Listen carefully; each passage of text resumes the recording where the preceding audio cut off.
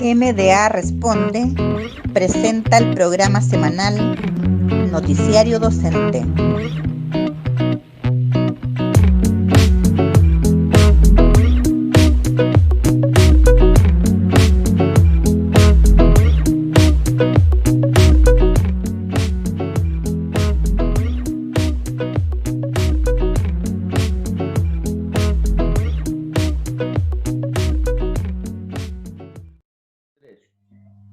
Muy buenas tardes, bienvenidos nuevamente a nuestro programa del Noticiario Docente del Movimiento Docente Autónomo. ¿Cómo estás, Ligia? ¿Cómo estás, Pamela? Y nuestra invitada y panelista de hoy, Jocelyn. Hola, muy buenas tardes, agradecida por la invitación. Sé que tenemos una invitada muy atractiva para la conversación. Así que nada, pues, a disfrutar de las preguntas y compartir con ellos un ratito. Hola Carlos, Jocelyn, Pamela.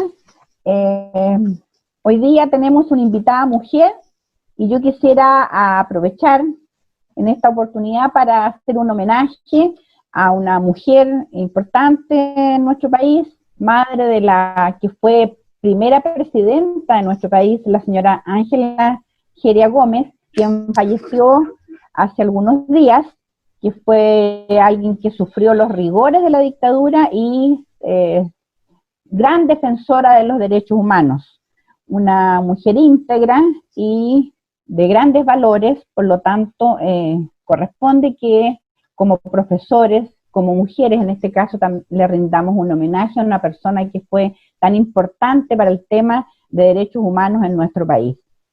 Que en paz descanse, señora Ángela Geria Gómez. Que en paz descanse. Paz descanse. Bien, luego de este... Bien, antes de ir a nuestra invitada, también saludarte, Carlos, saludar a Jocelyn y a Ligia. Qué bien que Jocelyn se integre como panelista invitada. Y como bien dice ella, y como lo ha dicho Ligia, nuestra entrevistada de hoy es una mujer empoderada, es una mujer seca en lo que hace. Y bien, vamos a nuestra entrevista. Carlos. Vamos entonces a esta interesante entrevista con la señora Paula Narváez. Nuestra invitada de día es psicóloga y política, militante del Partido Socialista, es sureña, de La Magia del sur de Chile. Fue secretaria general de gobierno durante el gobierno de Michelle Bachelet, el segundo gobierno. Actualmente es asesora especialista en participación política para las mujeres, para América Latina y el Caribe de la ONU. Bienvenida al programa del Movimiento Docente Autónomo, señora Paula Narváez Ojeda. Muchísimas gracias. La verdad es que para mí es un honor estar invitada a este espacio de conversación y de diálogo. Estoy muy a gusto. Les agradezco mucho que hayan pensado en mí como para conversar con ustedes. Así es que un saludo muy grande a todas las personas que nos puedan estar viendo y escuchando. Nosotros, como corresponde, agradecemos que hayas accedido a esta entrevista. Es muy importante para nosotros, especialmente para las mujeres, porque es un orgullo que hayan representantes, mujeres chilenas en la ONU Mujeres. Es sumamente importante, y por eso la primera pregunta que te quiero hacer es, ¿cuál es tu labor específica en esta organización? Bueno, recordemos muy rápidamente, porque es importante, bueno, ustedes son profesoras y profesores, y entienden el valor de la historia. Entonces, recordemos muy brevemente que este año, el año 2020, se están cumpliendo 10 años de la fundación de ONU Mujeres. Esta es una agencia del sistema de las Naciones Unidas, principalmente preocupado del logro del empoderamiento de las mujeres y de la igualdad de género. Y lo más relevante también, por cierto, aparte de la instauración de esta agencia del sistema de Naciones Unidas, es que tiene un fuerte anclaje latinoamericano, porque hay que recordar que fue el movimiento de mujeres en el mundo, pero también muy fuertemente de América Latina, que promovió la creación de ONU Mujeres, es decir, de tener una agencia especializada en la ONU que se preocupara de los asuntos referidos a la igualdad de género. Y en ese sentido, recordemos también que fue una chilena, la expresidenta Michelle Bachelet, la primera directora ejecutiva de ONU Mujeres para todo el mundo. Esta instancia, como les decía, esta agencia tiene 10 años, estamos celebrando nuestro aniversario este año, con muchos temas, y su manera de organizarse desde el punto de vista global es con oficinas regionales para cada región del mundo. América Latina y el Caribe es una región, aquí existe una directora regional, y esa directora regional tiene asesoras regionales en distintos temas. En el tema de violencia hacia las mujeres, en el tema de paz y seguridad, en el tema de empoderamiento económico y en el tema, por supuesto, referido a la participación política y a la gobernanza, que es el cargo que yo estoy desempeñando. Y este es un cargo que obviamente tiene como cobertura geográfica, como les decía, toda América Latina y el Caribe. Hola, muy buenas tardes. Como usted hablaba, hace 10 años se creó la ONU Mujeres, ¿cierto? Y su primera presidenta chilena fue la señora Michelle Bachelet. De acuerdo a su opinión, ¿qué significado político e histórico tiene esto para nuestro país? Bueno, hay, por lo menos, yo diría, hay dos espacios importantes en que esto tiene un significado político importante para Chile y para América Latina, no solamente para Chile. El hecho mismo de que la presidenta Bachelet haya sido la primera mujer presidenta de Chile marca un hito histórico para el país. Establece no solo una transformación desde el punto de vista de los sentidos, ¿no es cierto?, más simbólicos vinculados al ejercicio del poder político, que ha estado de manera hegemónica concentrada por generaciones, por años de años en los hombres, y eso genera, por supuesto, un importante cambio, el hecho de que tengamos una primera presidenta mujer. También involucra un cambio de agenda pública, digamos, ¿no? Hay una serie de temas excluidos de la agenda política durante mucho tiempo que era imposible de alguna manera de penetrar, de cambiar, y con la llegada de una mujer a la presidencia, evidentemente permite un cambio en esa agenda. Pero como lo decía la expresidenta Bachelet, no se trata de un cambio que haga una sola persona. El cambio de mayor incorporación de mujeres a los espacios públicos de decisión, a los espacios de poder político, que no solamente son los partidos políticos, ni tampoco son los espacios formales electorales, por decirlo así, son también las mujeres en funciones públicas, por ejemplo, en colegios profesionales, ¿no? La mayor incorporación de mujeres en esos espacios permite el cambio colectivo de esos espacios, no solo el cambio de la mujer. Por eso está la frase que la presidenta Bachelet siempre decía: cuando una mujer entra a la política, cambia la mujer; cuando muchas mujeres entran a la política, cambia la política. Entonces hay un impacto importante desde el punto de vista de la agenda y de la manera de hacer política. El hecho de que una mujer chilena haya sido la primera mujer directora ejecutiva de ONU Mujeres marca también un impacto relevante, positivo para América Latina en el mundo, porque es una latinoamericana la que llega a ser la primera directora ejecutiva de ONU Mujeres. Y esta región de América Latina, el movimiento de mujeres lo sabe, el movimiento feminista lo sabe, es muy relevante en el mundo, porque generalmente aquí se genera la vanguardia de muchos de los avances en la agenda de igualdad sustantiva. Poco se sabe, por ejemplo, que la Convención Belém do Pará del año 94 nace en América Latina, por eso se llama Convención Belém do Pará, por el lugar donde sucedió, y es la primera agenda y la primera convención en el mundo que se hace cargo del tema de las violencias contra las mujeres. Y eso nace en América Latina para el mundo. Entonces es generalmente una región muy activa por su movimiento feminista, por su movimiento de mujeres que hay que reconocer. Entonces que una primera latinoamericana, en este caso chilena, llegue a ese cargo de la ONU e funde ONU Mujeres, es también muy, muy importante para la transformación de la agenda política de las mujeres en América Latina.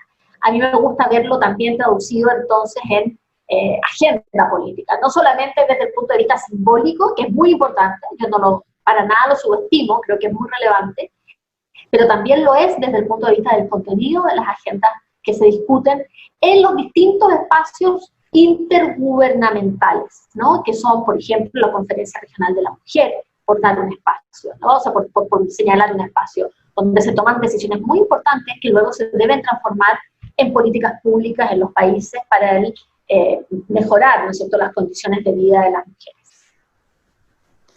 Paula, sí, como bien tú dices, hemos avanzado en cuanto a agenda que incluya a las mujeres, ¿ya? Pero en medio de esta pandemia han surgido diversas situaciones complicadas y que han atentado a la mujer. ¿Cómo se ve el panorama mundial en medio de esta pandemia, valga la redundancia, en relación a los derechos de las mujeres? En este sentido, ¿cómo se ve también la situación de las mujeres chilenas? Bueno, efectivamente, lo primero que hay que decir es que esta pandemia impacta al continente de América Latina y el Caribe, siendo este el continente más desigual del mundo. Entonces, si bien es cierto, como dice el secretario general de las Naciones Unidas, la pandemia afecta a todos, en todas partes, afecta distinto a ciertos grupos de personas y afecta de manera diferenciada, por cierto, a hombres y mujeres. Esa es una primera diferenciación que hay que hacer y por eso se habla del impacto de género que tiene la crisis producida por el COVID-19. Y esto es importante porque hay un aprendizaje previo cuando se enfrentó la crisis sanitaria por el ébola o la crisis sanitaria por el Zika, donde ya hubo un set de recomendaciones internacionales de que cuando se enfrenta una pandemia tenemos que entender que van a estar las mujeres desproporcionadamente más afectadas en varias dimensiones. En la dimensión de salud, en las violencias hacia las mujeres, en la situación de los cuidados, por supuesto que en la economía y también en la participación en los espacios de toma de decisiones. Cuando hablamos de la salud tenemos que considerarlo en varios sentidos. Primero porque el personal de la salud, estamos hablando de todo el personal de la salud, tiene una alta concentración de mujeres. El 72% del personal sanitario en América Latina son mujeres y que por lo tanto sufren y han sufrido durante todo este tiempo mayor exposición al contagio por el COVID-19. También las mujeres por distintas condiciones de precariedad laboral, de pocos ingresos, de marginalidad y de pobreza, pueden tener afectado el acceso a los servicios de salud. Entonces, por un lado, como prestadoras del servicio, por otro lado, ¿no es cierto?, como sujetas de atención, también pueden ver afectadas sus condiciones. Existe una diferenciación y una desigualdad en cuanto al acceso a la atención sanitaria según el nivel de ingreso. Y además, se han visto o se pueden ver reducidos ciertas atenciones que las mujeres requieren de manera, digamos, permanente, como es la salud sexual y reproductiva, se puede ver impedida o afectada o reducida en tiempos de crisis sanitaria. Eso es con respecto al ámbito de la salud, y me estoy refiriendo al ámbito de la salud física, pero además tenemos que pensar, evidentemente, en la salud mental de las mujeres, que por su propio rol tradicional en una división sexual del trabajo, en un sistema patriarcal, lleva la principal sobrecarga del cuidado a otros. Y eso significa, como decimos habitualmente, tener una mujer dedicada a preocuparse absolutamente de todos los detalles, y donde generalmente ella queda en el último lugar. Y eso de quedar en el último lugar también evidentemente tiene un profundo impacto en su salud mental. Entonces, la salud es diferenciadamente impactada para las mujeres.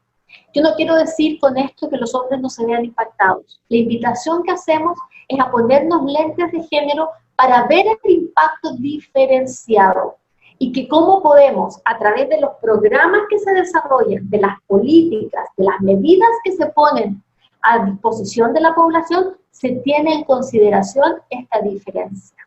Hay otro nivel de impacto que tiene que ver con las violencias, y me gusta hablar de violencias porque son distintos tipos de violencia. Hay una violencia en el ámbito de lo doméstico, ¿no es cierto? Tenemos que recordar que esta crisis afecta a las mujeres diferenciadamente, no porque antes no existiera violencia, sino que porque la violencia que ya experimentaban previamente a la crisis se puede ver exacerbada. Si es violencia de pareja al interior del hogar, probablemente el hecho de estar, ¿no es cierto?, en una situación de confinamiento haga que haya muchos mayores factores de riesgo para estar expuesta a sufrir mayores niveles de violencia. Entonces es muy importante ahí las recomendaciones en torno a definir que los servicios de atención a mujeres víctimas de violencia tienen que ser considerados servicios de carácter esencial durante la época de la pandemia.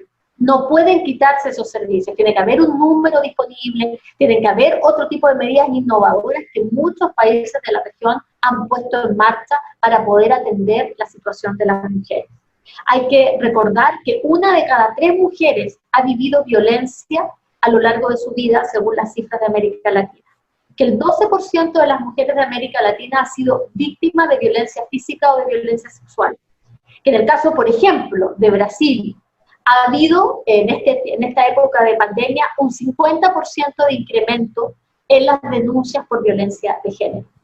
Que en caso de Colombia, 12 mujeres fueron asesinadas en un periodo de 16 días. O sea, los feminicidios también aumentan, ¿no es cierto?, o pueden aumentar en este momento que se están viviendo los efectos de la crisis derivada de la emergencia sanitaria. El gran tema es el que ya se los mencioné un poco hace un momento atrás, perdonen que me extienda un poquito, pero es que es muy importante, es la situación de los cuidados.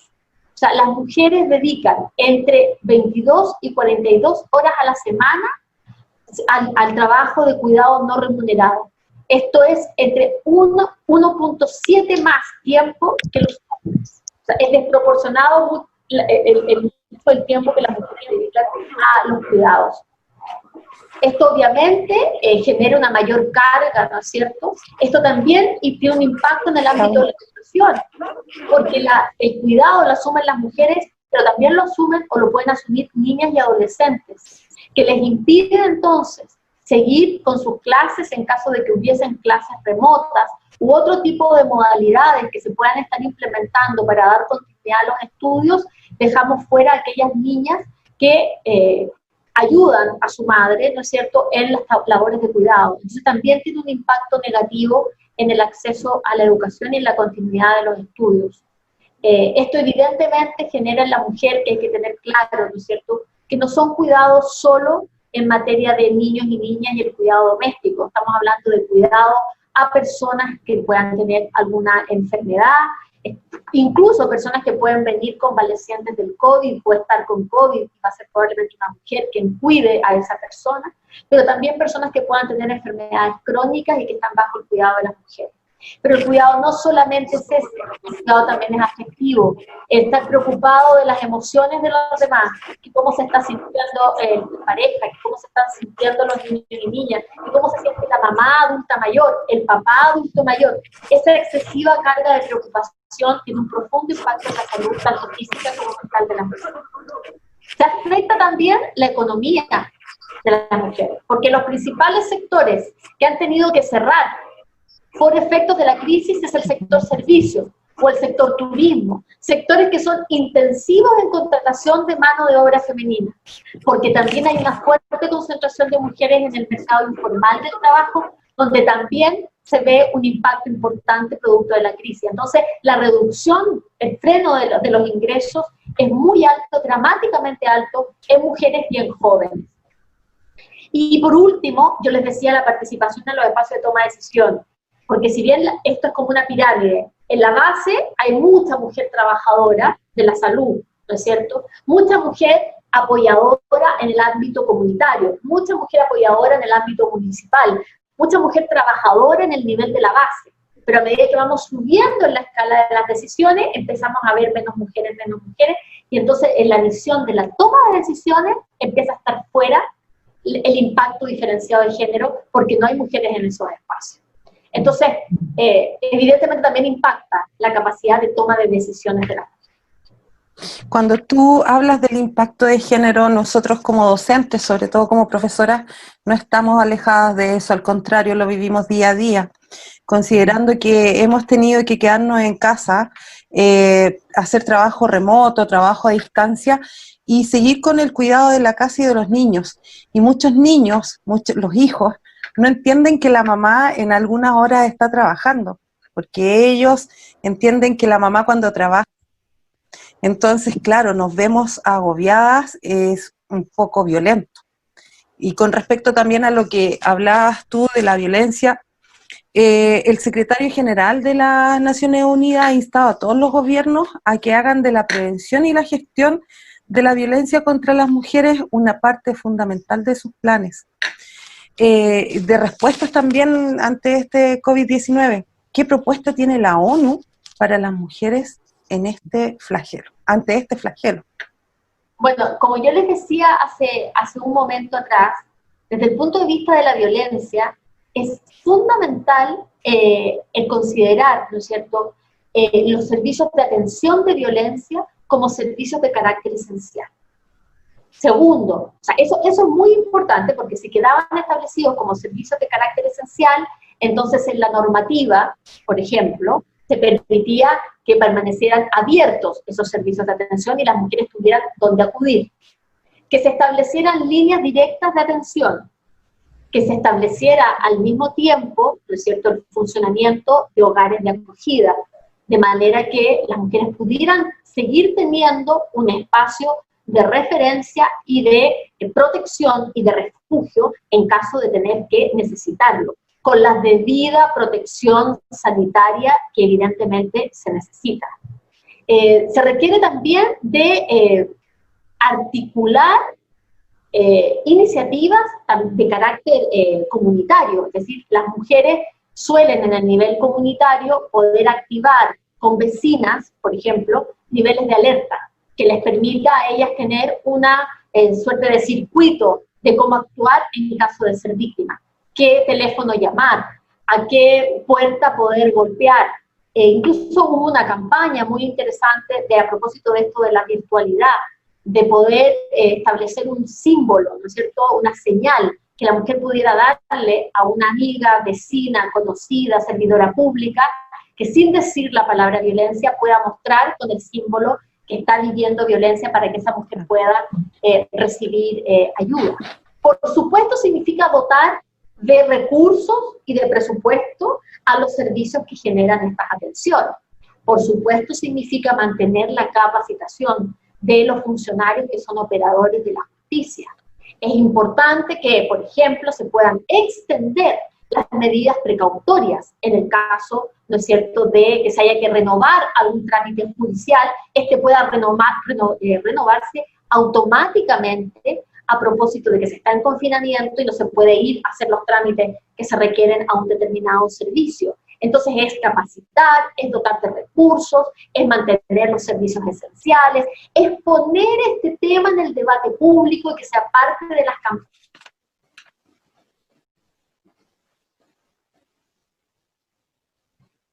Los principales elementos a tener en consideración durante la crisis es porque es un tema relevante desde el punto de vista de la política pública. Porque cuando se consideran transferencias monetarias, ¿cierto?, hay que tener en consideración también la posibilidad de que tengan un elemento de género.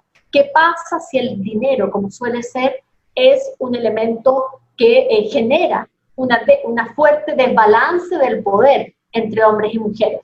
Entonces hay que ser sensibles también a que las mujeres puedan ser sujetas de recibir los recursos con cierta autonomía para que no sean condicionados a que los reciba un jefe de hogar que no necesariamente va a distribuir esos recursos. Entonces es importante una vez más tener esos lentes porque sin recursos es difícil que la mujer tenga autonomía también para poder tomar decisiones que pueden incluso proteger la vida de ella y de sus hijos e hijas. Eso por mencionar algunos de los ejemplos que se han sugerido. Ok. Carlos. Paula, buenas tardes. Buenas tardes. Mire, obviamente que la pandemia ha tenido un impacto tremendo a nivel de la sociedad, de la economía, y bueno, desde el punto de vista de nosotros como educadores, también nos hemos visto enfrentados a un nuevo escenario que obviamente no estábamos preparados, como en muchos ámbitos de la sociedad. Desde su perspectiva de ONU Mujeres y de un organismo internacional al cual usted está adscrita, ¿cuál considera que ha sido el impacto de esta pandemia en ese ámbito y considerando también obviamente el sesgo de género que implica una educación, ¿cierto?, entre hombre y mujer? Bueno, aquí también hay que remontarse para un poco hablar del tema de la educación, aunque efectivamente las mujeres no tienen un mandato directo en materia educacional, no tienen otros servicios como UNESCO, o sea, otras agencias como UNESCO, y también el UNFPA, en el caso de las mujeres. Sí me parece importante señalar, primero que falta todavía, antes de la crisis, antes del contexto de la crisis, falta todavía quizá una mayor ligazón del rol de la educación en la promoción de la igualdad de género. ¿Qué quiero decir con esto?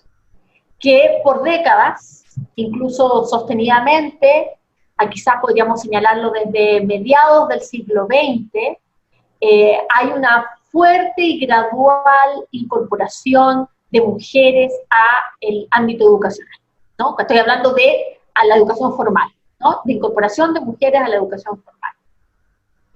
Entonces hoy día, quizá, el principal esfuerzo ha sido en remover barreras de acceso. O sea, las mujeres están más incorporadas en el ámbito educativo. Pero eso no significa que por lo cuantitativo se hayan removido otro tipo de barreras que tienen que ver directamente con la educación como promotora de la igualdad de género. Entonces, ese es un tema que requiere todavía de mucho trabajo, que requiere, por supuesto, se han hecho esfuerzos importantes, es muy dispar en la región, hay países que han avanzado mucho más en planes nacionales de educación sensibles al género, donde se borren estereotipos, donde la socialización que ocurre en un espacio tan importante como es la educación se utilice para remover barreras sexistas y sea justamente un espacio de promoción de igualdad. Y lo digo porque el movimiento feminista, por ejemplo, el movimiento feminista chileno específicamente, sus demandas del año pasado fue principalmente promoción de educación no sexista, como un elemento fundamental de su demanda. Y eso quiere decir de que todavía hay un resabio muy importante en la educación formal respecto de cuál es el rol de las mujeres en la sociedad, cuál es la identidad que se construye a partir de ello, y por lo tanto cuáles son las posibilidades de expandir el futuro y la proyección y la formación de las mujeres. Entonces esta crisis nos vuelve a encontrar, nos sitúa en un medio camino, entonces se acrecientan nuevamente esas desigualdades, y por eso yo daba el ejemplo, algo que nos puede parecer que en los ámbitos urbanos no ocurre, pues ocurre, que una niña y un niño frente a un sistema de aprendizaje virtual, por ejemplo, o de continuidad de sus estudios, tiene diferencias para poder estudiar porque se asume que esa niña, en vez de estar estudiando, tiene que estar ayudando a la mamá en los asuntos de la casa. Y eso nos puede parecer a nosotros raro, pues no lo es. No lo es en el sector rural, por ejemplo, donde tenemos que entender esa realidad, que la niña del campo ayuda desde el echar la vaca en la mañana hasta a cocinar, cuidar al hermanito menor, etcétera, ¿no? Y entonces todo eso está siendo un impedimento para que pueda estudiar, asimilar sus contenidos, proyectarse en la educación. Y esta crisis en un continente con tantas diferencias, porque una cosa es lo urbano, otra cosa es lo rural, una cosa es lo indígena, otra cosa es... Todas esas distinciones tenemos que ser capaces de hacerlo para entender cómo afecta de manera distinta. Obviamente, el cierre de escuelas, ustedes lo saben mejor que yo, ahí ustedes son los y las expertas, pero el cierre de escuelas tiene un impacto no solamente desde el punto de vista de la transmisión de información y de contenido, eso tiene un impacto en la salud integral de niños y niñas, desde el punto de vista de la convivencia, desde el punto de vista de su desarrollo afectivo, desde el punto de vista del desarrollo colectivo, del saber postergar por las necesidades de otro, de aprender a tener una voz, que esa voz sea escuchada. Se ha descrito como uno de los principales impactos. La UNICEF está fuertemente preocupada de ese tema, pero se ha descrito como uno de los principales impactos porque la gran mayoría, un alto porcentaje de las escuelas en toda la región y en el mundo, me atrevería a decir, pero principalmente en América Latina, que está pasando por la peor etapa de la crisis, ha tenido que cerrar, ¿no? Han tenido que cerrar las escuelas. Y la posibilidad de continuidad de estudios es muy desigual en función también de las condiciones socioeconómicas. O sea, un niño con acceso a Internet o una niña con acceso a Internet que tiene una situación económica estable, ¿no es cierto?, segura, frente a una gran cantidad de niños y niñas con una situación económica inestable, con papás angustiados, con papás sin ingresos, con papás pensando, eso tiene un impacto en su capacidad de aprendizaje, un impacto en su desarrollo, evidentemente. Y por eso el llamado de las escuelas, y muchas lo están haciendo, muchos profesores y profesoras son líderes en esto, líderes más allá de ser profesores, de transmisores de conocimiento, personas que son contenedoras, que apoyan a sus alumnos y alumnas de otras maneras, y que han transmitido que aquí lo más importante es cómo cuidamos también la salud mental de esos niños y niñas, que van a tener para el resto de lo que viene para adelante una impronta por el hecho de haber vivido esta crisis, la más importante del siglo, sin lugar a dudas. Bueno, esperemos que para adelante las cosas puedan ir un poco mejor, sin duda, pero los va a marcar como generación, los y las va a marcar como generación muy fuertemente. Hay un informe de la UNICEF a inicios de mayo del 2020, aproximadamente 1.287 millones, un 90% del total de estudiantes del mundo estaban afectados por el cierre de instituciones educativas. 182 países continuaban la interrupción total de los servicios de educación y 8 lo hacían parcialmente de modo local en distintas jurisdicciones, ¿cierto? ¿Qué se plantea en ONU para enfrentar la crisis de aprendizaje global? Bueno, yo en esto soy bien respetuosa del mandato de cada una de las agencias del sistema. Este es un tema que lleva adelante, como les decía hace un momento, ¿no es cierto? Bueno, UNICEF, que justamente hace el reporte, y también la UNESCO. Nosotros desde la ONU en general, pero yo desde ONU Mujeres, que es desde donde yo puedo hablar, somos súper respetuosos en Naciones Unidas, cada agencia tiene su mandato. En general es, por supuesto, tratar de reducir los impactos al máximo, y para eso se hacen recomendaciones específicas a los estados a través de las recomendaciones de cada una de las agencias. Y lo importante aquí es que los estados tomen en consideración esas recomendaciones y las puedan implementar de acuerdo a sus posibilidades. Pero primero reconocer que el problema existe, reconocer el impacto integral que esto tiene en la vida de niños y niñas como un problema central. O sea, recordemos, por ejemplo, el impacto que puede tener en materia de seguridad alimentaria, por ejemplo. O sea, sabemos que el estar fuera de la escuela, como les dije hace un momento, no es solamente un impacto educativo formal, es un aspecto, un impacto en la vida general del niño o niña, ¿no es cierto?, de la persona. Entonces, en ese sentido, la seguridad alimentaria dada por los programas de alimentación que existen en muchos países de la región, a propósito de estar fuera de la escuela, es muy importante de considerar. O sea, estamos hablando de una crisis desde el punto de vista social, por supuesto económico, ¿no es cierto?, pero es importante su dimensión social de la crisis, que va a significar que un número muy importante de personas en América Latina vuelvan a caer bajo la línea de la pobreza, ¿no es cierto? O sea, de eso estamos hablando, y por lo tanto vean amenazadas sus posibilidades de acceso a derechos básicos, como por ejemplo, estar bien alimentado o alimentada. Y eso también tiene un impacto, quiero decir, de género.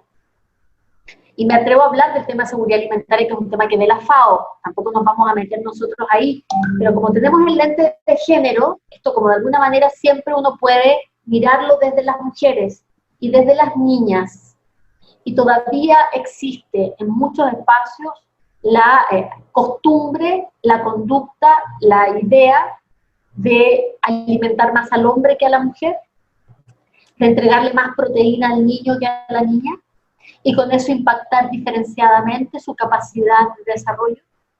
Y por eso una escuela con un programa de alimentación balanceado permite de alguna manera cautelar ese derecho y garantizar para que niños y niñas estén igualmente bien alimentados. ¿Cuánto de eso puede seguir sucediendo en la casa, por ejemplo? ¿Cuánto de esto va a significar que niñas que iban a la escuela dejen de hacerlo después que recuperemos la pandemia? Porque también tiene que ver con ese factor. O sea, la vida después, por decirlo así, cuando comience el desescalamiento y gradualmente se vaya iniciando una vida que no va a ser la que teníamos antes, eso está claro, por mucho tiempo, ¿no es cierto? Hasta que se logren niveles de inmunidad de la población lo suficientemente seguros, pero durante mucho tiempo vamos a tener que vivir bajo este modo pandemia. ¿Cuánto de eso va a significar que el reingreso a clases sea desigual entre niños y niñas? Entonces tenemos que pedirle a los estados o recomendarle a los estados y a los ministerios de educación específicamente, que son los entes, ¿no es cierto?, rectores de la educación pública en los países, que cautelen estas situaciones y que por lo tanto sean promotores de la igualdad y la incorporación de niños y niñas en el reintegro a las clases. Sabemos del esfuerzo que están haciendo los estados distintos, diferenciados de acuerdo a las posibilidades, vuelvo a decir, para afectar lo menos posible o impactar lo menos posible la educación de niños y niñas, pero evidentemente las condiciones estructurales lo hacen muy difícil. Y nuevamente las condiciones estructurales de desigualdad previas a la crisis lo hacen menos posible. O sea, ¿qué quiero decir con esto? Que si tuviésemos situaciones previo a la crisis de mayores niveles de igualdad, donde la condición socioeconómica sea menos determinante de tu garantía al derecho a una educación de calidad, obviamente los efectos de la crisis se podrían aminorar, ¿no es cierto? Sabemos perfectamente que un niño o niña que accede a un colegio de altos ingresos probablemente vea impactado, por lo menos la educación de carácter formal, cognitiva, de una menor manera, ¿no es cierto?, que un niño o niña sin acceso a Internet, con mayores dificultades previas incluso en el aprendizaje por la educación recibida, etc. Entonces, esta exacerbación de la desigualdad que trae la pandemia tiene que traernos, sin lugar a dudas, lecciones para el futuro inmediato, que viene post-pandemia.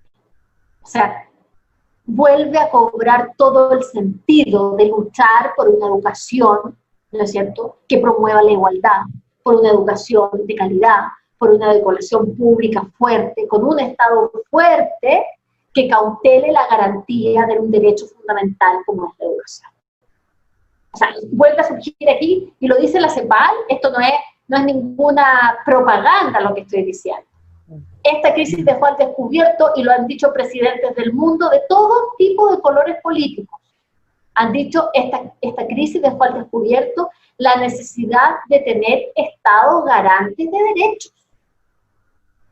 Eso significa fortalecer esa capacidad del Estado para que en momentos de catástrofe, en Chile las conocemos muy de cerca las catástrofes, no impacten de esta manera tan desproporcionadamente desigual, dependiendo, ¿no es cierto?, de los niveles de ingreso de la población. Eso no puede ser. Una dimensión es la dimensión de ingreso, otra dimensión es la dimensión de género, que están fuertemente vinculadas también. Carlos.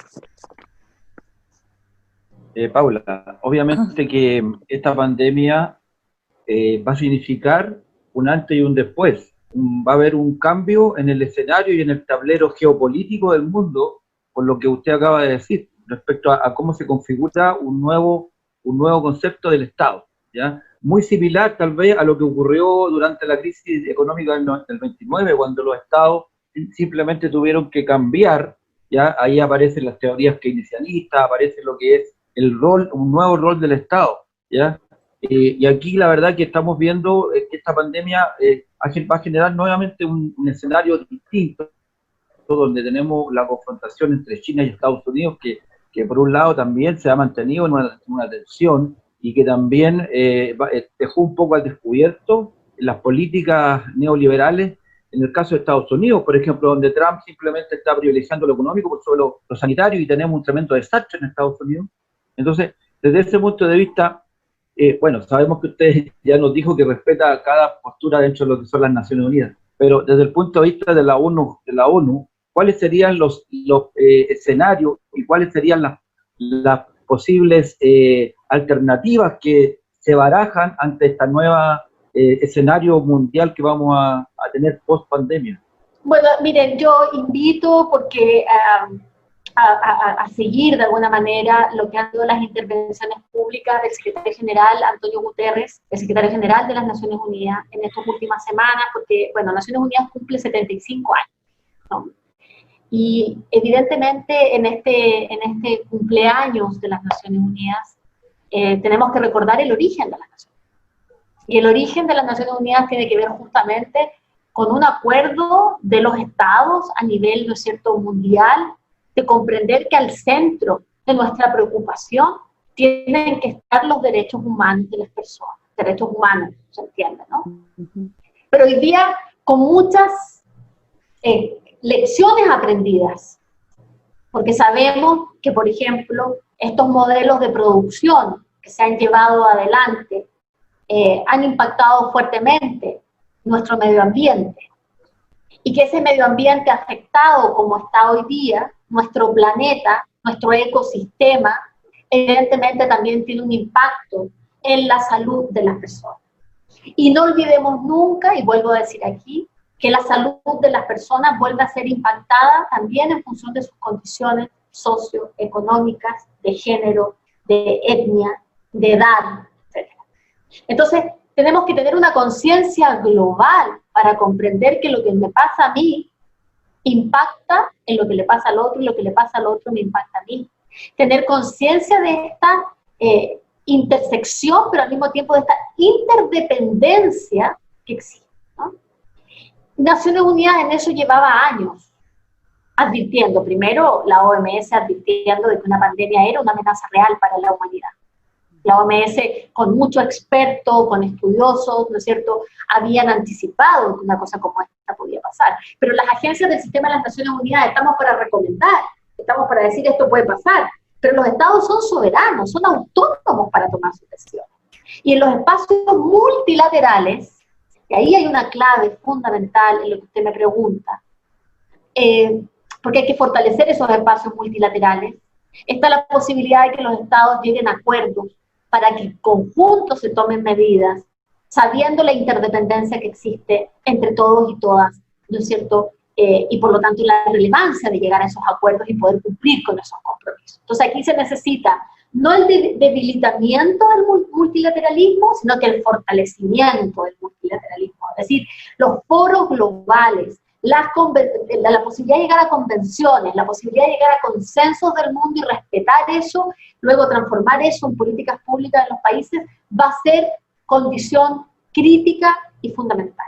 Nadie puede resolver esta crisis de manera aislada, y por eso los desarrolladores de vacunas, que están algunos, ¿no es cierto?, en el hemisferio norte, que llevan ya algunas etapas muy avanzadas, han dicho no sacamos nada con que la vacuna le alcance a unos poquitos.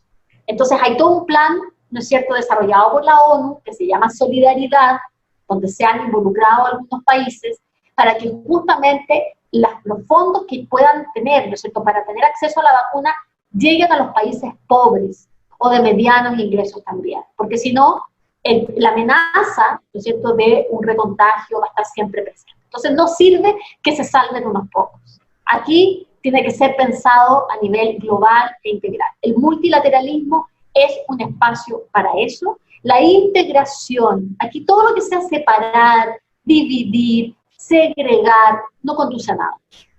Las autarquías no conducen a nada. La creencia de querer acumular el poder y querer decir esto solo para mí, no permite el desarrollo. Aquí el desarrollo es si colaboramos todos, si compartimos todos, si nos identificamos los unos con los otros y si entendemos que estamos en esto todos juntos y juntas y tenemos que para eso utilizar los mecanismos multilaterales que existen. Esa es una clave. La otra clave es, y nosotros como Naciones Unidas está ahí, está al servicio de los países y los países la suscribieron el año 2015, si no vamos a inventar la rueda, es la Agenda 2030 de Desarrollo Sostenible. La Agenda 2030 de Desarrollo Sostenible tiene 17 objetivos de desarrollo, el 5 es el de igualdad sustantiva entre hombres y mujeres, pero además es un eje transversal en los 17 ODS, y ahí hay un set de indicadores, hay metas, se han establecido para cada una de las áreas, por supuesto está involucrada la educación, por supuesto, pero también está el medio ambiente, por supuesto está la superación de la pobreza, también está el fortalecimiento de las instituciones, es decir, hay una agenda que consensuaron los países, pero que además la firmaron los países y se dijeron, de aquí al 2030 tenemos que haber logrado, y todos los años, o cada 2 años, se hacen informes de los países de avance de los objetivos de desarrollo sostenible. La agenda está ahí. Lo que hay que hacer está establecido y está conversado. Falta, por supuesto, empujar cada vez más la voluntad política, pero también nuestros sistemas de transparencia, de accountability, de que los países den cuenta, rindan cuenta, que hay una mayor vinculación de la sociedad civil. Aquí no se puede construir esto de arriba hacia abajo. Esto se tiene que construir desde la base, con la participación, con una sociedad civil activa, involucrada en las decisiones públicas. Y para eso nuestras instituciones tienen que tener esos mecanismos reconocidos constitucionalmente, porque no se trata de voluntad o discreción de quien sea la autoridad de turno. Se requiere de una política de Estado que promueva la participación de la sociedad civil en la toma de decisiones de las políticas públicas. Y para eso hay que educar a la población, y para eso hay que invertir mucho tiempo en esto, desde el punto de vista de la transformación de nuestras instituciones para lograr esos objetivos de desarrollo sostenible que están ahí muy bien inspirados, que tienen una mirada de sostenibilidad, de derechos humanos, un enfoque de derechos y también un enfoque, por supuesto, de desarrollo. Ahora, con el fortalecimiento del multilateralismo, no al aislacionismo, sí a la integración. Eso también es una fuerte llamado también a los países de América Latina, que requerimos de mayor integración para fortalecer a nuestro continente, que las cifras dicen que nuestra contracción de la economía a nivel de América Latina, tanto el FMI, el Banco Mundial, la CEPAL, dice que pudiera esto transformarse en una segunda década perdida para una región que ha avanzado en superación de la pobreza, pero que esta crisis la golpea muy fuerte y la puede hacer retroceder muchísimo. Paula, durante estos últimos años y durante estos últimos tiempos se han levantado liderazgos femeninos en todo el mundo en realidad.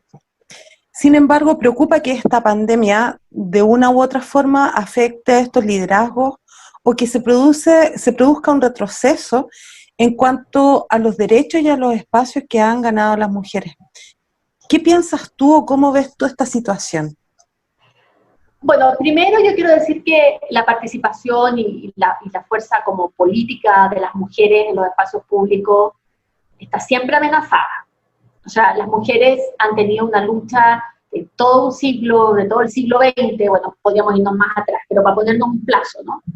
Que piensen ustedes que el logro de los derechos a voto en América Latina son de mediados del siglo XX, o sea, del derecho a voto de las mujeres. Estamos hablando de sufragistas que vienen de inicios del siglo XX intentando lograr que las mujeres puedan votar y ser consideradas ciudadanas plenas. Entonces, primero, ha sido una lucha larga, de siglos, ¿no? En América Latina y en el mundo. Esa lucha larga, yo diría que podríamos hacer un continuo entre ese logro, que es un hito importante, como la consecución del voto, a lo que pasó en esta crisis. Es un salto medio raro que estoy dando, pero es solo para efectos de esta conversación. Y es que se ha dicho que muchos liderazgos de mujeres del mundo han mostrado en esta crisis un manejo excepcional para el logro, ¿no es cierto?, de superar la situación de crisis. Hay ejemplos objetivos, ¿no es cierto?, como son Nueva Zelanda, Noruega, Finlandia, Islandia, se podrían mencionar otros también, incluso Alemania podríamos mencionar. O sea, los principales medios de comunicación del mundo han dedicado sendas editoriales para decir, miremos cómo lo han hecho las mujeres líderes. Yo no digo que eso sea excepcional. Lo que yo señalo es que lo que ha quedado demostrado hoy día es lo que han dicho las mujeres siempre. Siempre hemos podido, siempre hemos estado. El tema es tener el espacio de poder para ejercer esa gestión. Y si no tengo, porque tengo obstáculos de todo tipo, desde normas y costumbres e ideas, ¿no es cierto?, hasta, vuelvo a decir, la cosa tan evidente como una dedicación al cuidado de otros desproporcionada a cargo de las mujeres, que le impide muchas veces poder ejercer su liderazgo. Porque una mujer que tiene triple jornada de trabajo, evidentemente termina sacrificando a algunos, porque no puede todo. Pero la mujer ha tenido que demostrar todo en su vida. Demostrar que puede, demostrar que sabe, demostrar que tiene las habilidades. Bueno, esta crisis ha dejado en evidencia, sin ambajes, sin ningún tipo de duda, de que una mujer en un espacio de poder puede hacerlo tan bien como lo puede hacer cualquier hombre. No estoy diciendo que mejor, estoy diciendo que tan bien como lo puede hacer un hombre, pero ¿por qué asumir que por el hecho de ser mujer vamos a poner en duda su ejercicio de liderazgo? O sea, por una parte está esa demostración. ¿Querían demostración? Bueno, aquí hay una demostración.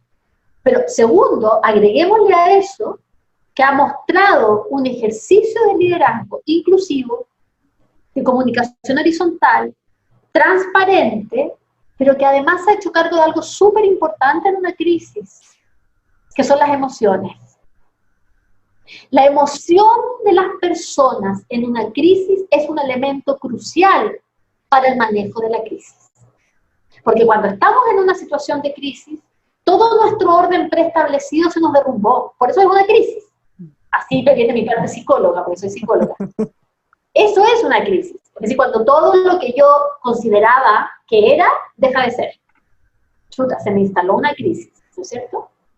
Y entonces, a partir de ahí, yo tengo que comprender que ese otro está invadido por una emoción. Esa emoción puede ser las más básicas, ¿no es cierto? Y completamente legítimas. El miedo y la rabia. Como dos principales emociones que nos movilizan en nuestro actual. Un gobernante, una gobernante que comprende esa dinámica, evidentemente va a ser mucho más efectiva en sus medidas también. Gestionar esas emociones, acoger esas emociones, contener las emociones, hablarle a toda la población y no a un único sujeto, generalmente hombre, blanco, con condición socioeconómica estable. Esa no es la realidad. La realidad es muchísimo más diversa. Yo le hablo a una adulta mayor, a una señora que tiene súper pocas posibilidades de tener ingresos, que está asustada, que es población de riesgo, que tiene miedo por sus hijos, por sus hijas, por sus nietos. Le hablo a un niño o una niña que dejó de ver a sus compañeros de curso, ya nunca más los vio, que dejó de ver a su profesora o a su profesor y ya no come en el colegio. Eso es lo que estoy hablando en una crisis. No son números, son miedos, son angustias, son temores del futuro. Y el liderazgo tiene que tener esa dimensión también cuando se habla públicamente de los tiempos que estamos viviendo. Entonces yo lo veo como una oportunidad para el liderazgo de la mujer. Lo veo como una oportunidad también. Paula, respecto a ese punto quisiera tocar algo que ya se lo comenté o se lo pregunté a otra invitada que tuvimos también, con respecto al liderazgo de Michelle Bachelet, porque yo en lo personal, yo apoyé a Michelle Bachelet en su segundo mandato, en el primero no, en el segundo tenía muchas expectativas y mucha esperanza en lo que ella pudiera hacer, y de hecho el gobierno fue bastante transformador, o sea, comenzó con bastante ímpetu, se hablaba de la retroexcavadora y una serie de situaciones. Entonces, y objetivamente logró mucho más que lo anterior. Eso hay que ser objetivo, mucho más de lo que la antigua concertación había logrado, se logró avanzar con Michelle Bachelet. ¿Qué cree usted en el punto de vista, considerando un liderazgo femenino, que falló? ¿Qué pasó ahí? Porque la verdad que yo pienso que quedó un poco al debe el gobierno. Yo creo que se pudo haber hecho más, ¿ya? Entonces, tomando una crítica constructiva, ¿no es cierto?, de lo que uno puede o no puede haber hecho, me gustaría conocer su percepción respecto a esto, usted que estuvo tan cercana, obviamente, al gobierno. Y bueno, usted me toca mi corazoncito más profundo, porque evidentemente fui parte de ese gobierno y yo no podría para nada desconocer aquello, todo lo contrario. Me siento sumamente honrada de haber formado parte del gobierno de la presidenta Bachelet, pero me siento principalmente honrada por poder servir al país. O sea, yo creo que eso no hay nada más importante en la vida, digamos, pública de una persona. Yo de verdad lo considero algo, a mí, fundamental, o sea, de verdad. Y con respecto al gobierno de la presidenta Bachelet, ella se planteó un gobierno transformador, como usted muy bien dice, ese fue su programa de gobierno. El programa de gobierno fue públicamente conocido.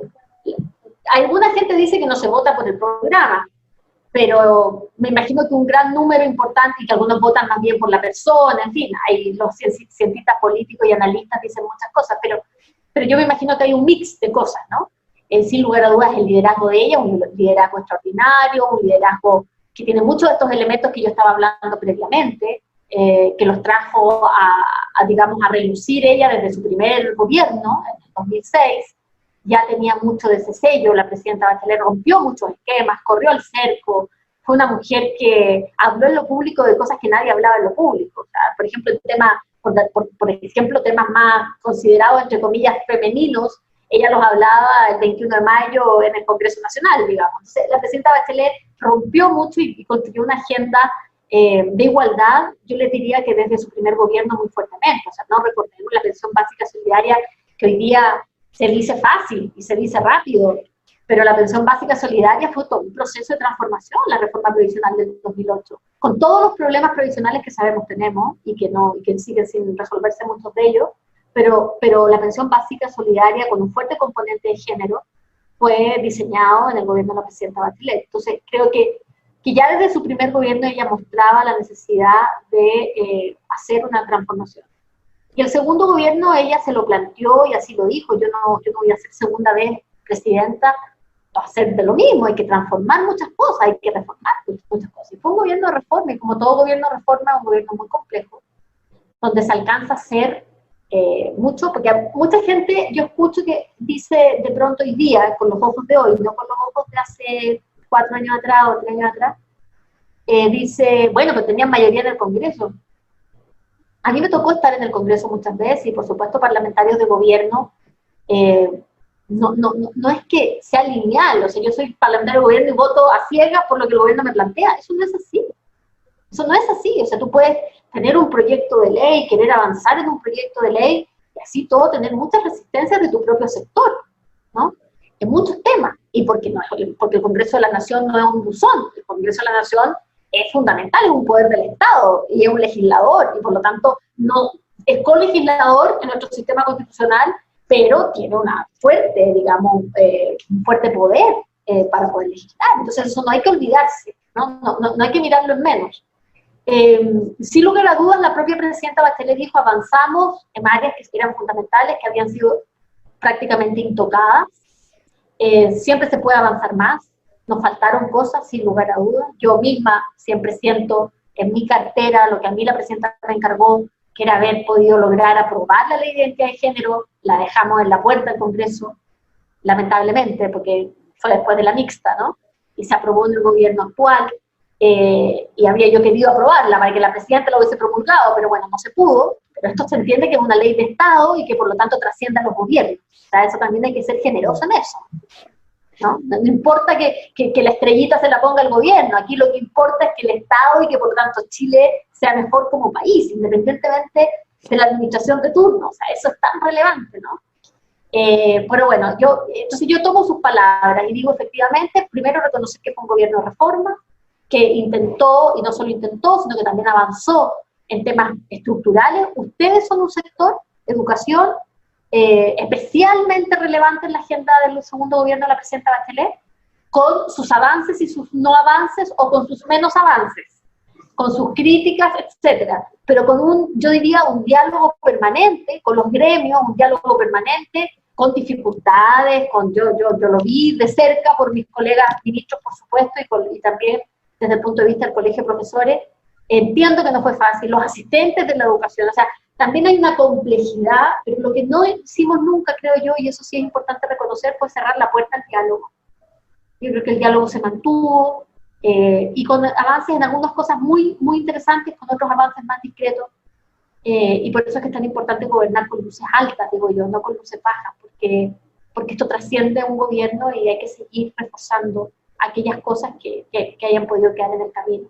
La gratuidad en la educación, a mí me parece que sin lugar a dudas es algo que cambió la vida a muchos jóvenes, pero que por supuesto se tiene que seguir mejorando, porque entiendo que hay dificultades para su implementación, para poder avanzar, para poder llegar a más niños y niñas, más jóvenes que puedan ser beneficiarios de esa gratuidad. Pero bueno, miren, no me puedo meter a hablar de Chile, de contingencia chilena, aunque me encanta y me apasiona, será para otro momento, en otro espacio, pero hago ese reconocimiento al gobierno de la presidenta Bachelet como un gobierno de reforma y un gobierno de transformación, absolutamente. ¿Ligia? Bueno, sin duda alguna hay que reconocer el liderazgo de la presidenta Bachelet. Actualmente también estamos viendo un liderazgo acá en el país que es de la presidenta del Colegio Médico, que planteó una situación desde un principio, desde que se inició todo este tema de la pandemia, no la escucharon mucho y ahora estamos viviendo las consecuencias. Así que eso nos da la razón de que hay que escuchar un poquito más a las mujeres. Estamos en un país que todavía es muy machista, en que se nos mira a menos, ganamos menos, se nos carga más la mano en cuanto a una gran cantidad de trabajo que se tiene en este momento. Por ejemplo, el profesorado está sufriendo el agobio virtual, se está haciendo un teletrabajo y está absolutamente agobiada, especialmente las profesoras, porque tienen que cumplir un sinfín de funciones en la casa. Pero bueno, es parte de la vida, es parte de las batallas que tenemos que seguir dando. Me hacen mucho sentido tus palabras. Y me queda claro que esta pandemia nos ha puesto a prueba. Nos ha provocado tensiones políticas, emocionales, económicas, ha generado un rebrote de la violencia en los familiares, especialmente con las mujeres. Y después de haberte escuchado en este rato me hacen más sentido unas palabras tuyas que leí en el Facebook y también en Twitter, donde señalabas que esta crisis sanitaria desnudó crisis existentes, las que pueden resolverse con acciones inspiradas en humanidad, compasión, generosidad y también con política a la altura de esos principios. Yo quisiera aprovechar la oportunidad, ya que tenemos que terminar esta entrevista, que tú nos enviaras un mensaje al profesorado, un mensaje a la población en general de nuestro país acerca de las lecciones que deben ser aprendidas y cómo debemos plantearnos hacia el futuro. Wow, muchísimas gracias, Ligia, por esa invitación, con harto cariño y con mucho, sobre todo con mucha identificación con mi país, a un país al que quiero muchísimo, por supuesto, que estar lejos uno lo mira con cierta perspectiva, pero evidentemente las raíces de uno están ahí. Yo soy del sur de Chile, soy de Puerto Montt, bueno, voy a decir que soy de la región de los lagos porque nací en Osorno en realidad, pero crecí en Puerto Montt, fui al colegio en Puerto Montt. ¿Y por qué yo siempre digo esto? Porque para mí es súper importante en el desarrollo de mi identidad y me van a permitir la autorreferencia, pero después voy a saltar a lo más general. Para mí es fundamental en la construcción de mi identidad haber sido de región y mirar mirar el país desde un espacio, digamos, que no es el centro, no que es el sur, es la distancia, es la periferia de alguna forma, ¿no? La periferia geográfica, digo, porque he sido una persona absolutamente llena de privilegios en mi vida, así que no voy a decir que conozco en primera persona las otras realidades, porque no es cierto. Sin embargo, conozco la diversidad de realidades y conozco también muy de cerca lo que significa vivir como vive la mayor parte del pueblo chileno. En el mercado, en la pesca artesanal, las mujeres recolectoras de orilla, el mundo del campesino, el trabajador y la trabajadora agrícola, la trabajadora de la industria salmonera, el campo como un espacio distinto de habitar Chile, la ciudad, la jefatura de hogar femenina, la violencia de género, la diversidad sexual, la disidencia sexual. Somos todos muy diversos. Y esa diversidad finalmente forma parte de nuestra gran riqueza. Y digo esto porque esta crisis vuelve a mostrarnos que somos súper diversos y que por eso impacta muy fuertemente de manera tan diferenciada, pero que tenemos necesariamente que reconocernos unos a otros en esa diferencia. Alguien decía por ahí que no basta tolerar la diferencia. La diferencia hay que amarla.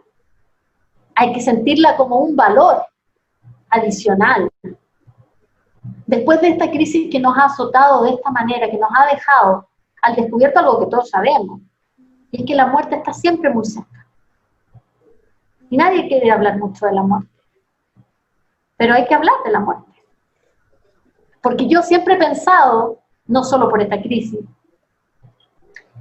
que la muerte te hace ser mucho más consciente de tu presente y de lo responsable que tienes que ser con tu presente. Y ser responsable con tu presente significa necesariamente también entender cómo tu vida impacta la vida de los demás.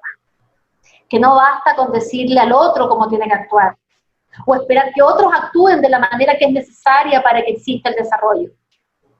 Que como decía Gandhi, uno tiene que ser el cambio que quiere ver en el mundo. Que eso pasa por uno, por las decisiones que uno toma, por las responsabilidades que uno asume. Entonces esta crisis requiere de una profunda revisión existencial de esta generación. ¿Cierto? Sí. Sí, tenemos tiempo para cerrar. No, pero está bien, está bien. Uno, en estos tiempos uno habla más porque necesita hablar con otras personas. A nosotros como profesores y como movimiento docente autónomo nos pasa que nos reunimos cada lunes a conversar sobre los temas de contingencia, acciones que podemos seguir, y en realidad conversamos de lo humano y lo divino también, porque necesitamos conversar, necesitamos esa relacionalidad con el otro. Pero bien. Realmente.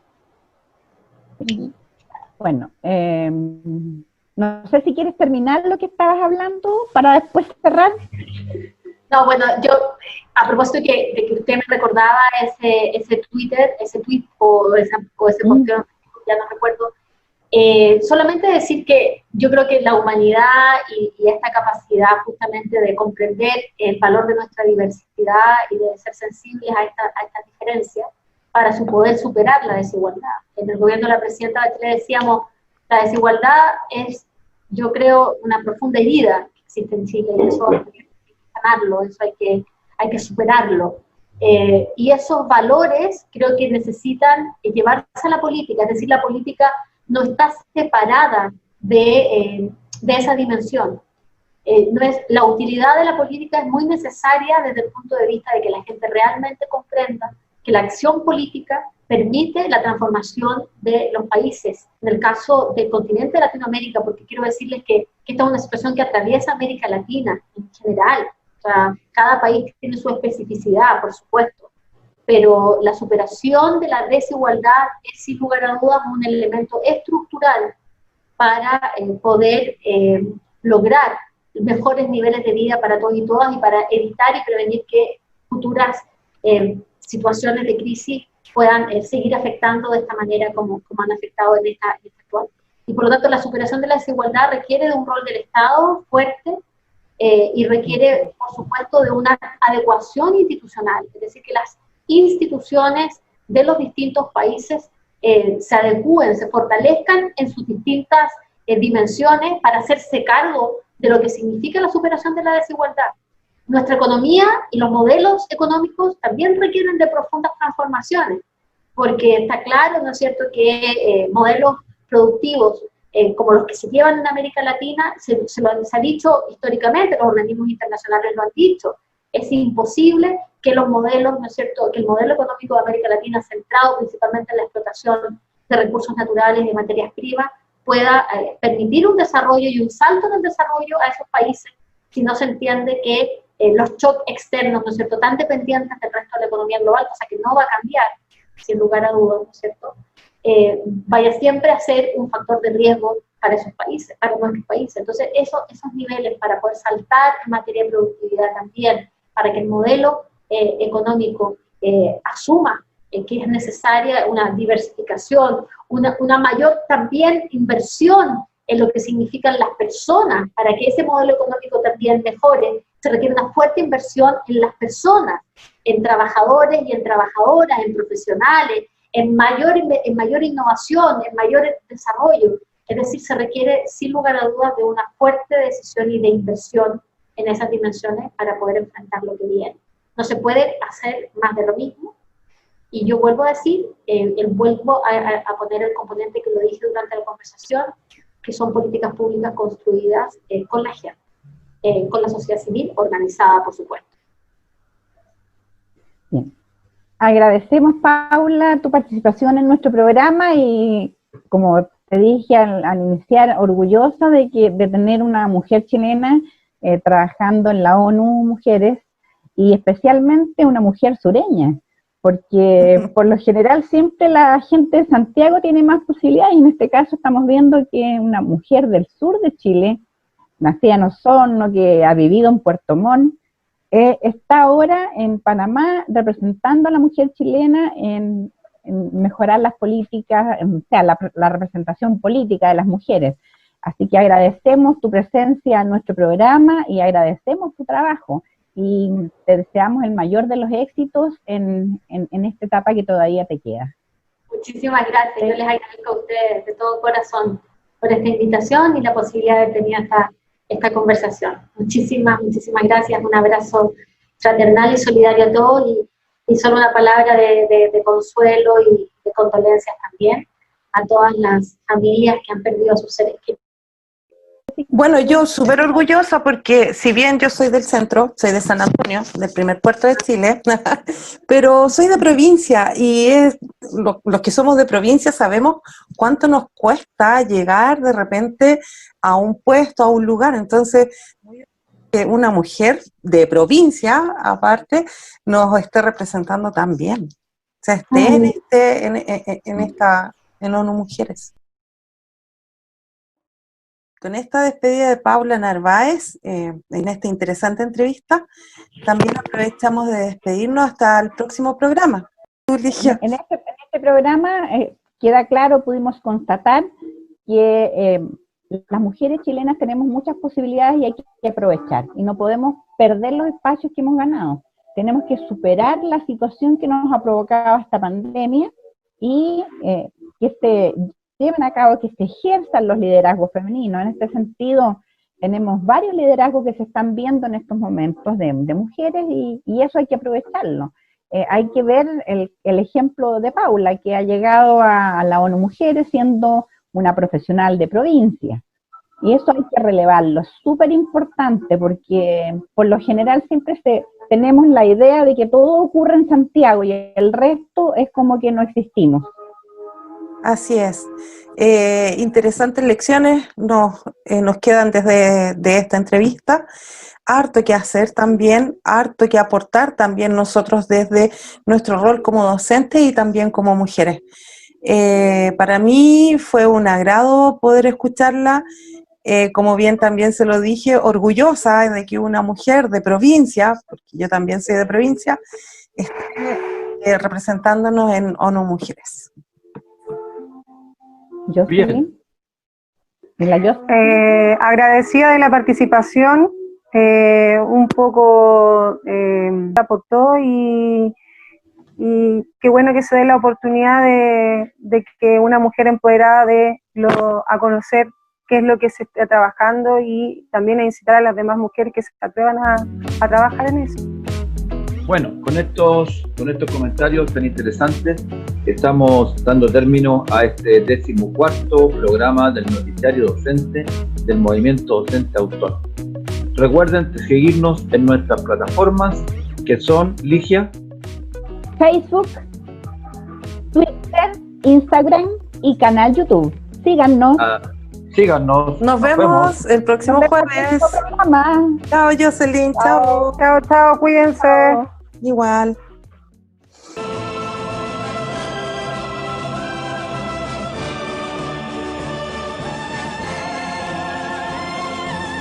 Este programa fue presentado por MDA Responde, del Movimiento Docente Autónomo, Unidad, Fuerza y Acción Docente.